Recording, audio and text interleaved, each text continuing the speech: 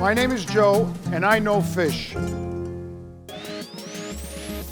I'm not a big fan of rules, but when cooking seafood, you have to pay attention to my rules.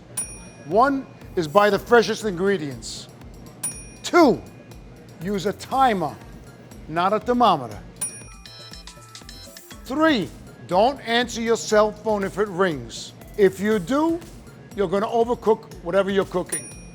Always rinse and pat the fish dry.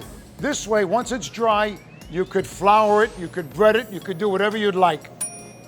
Preheat your pan and your grill to high heat. The pan should be scorching hot. Once you put it on the grill, be patient. Flip it only once. If the recipe calls for 3 minutes, wait the 3 minutes and then flip it.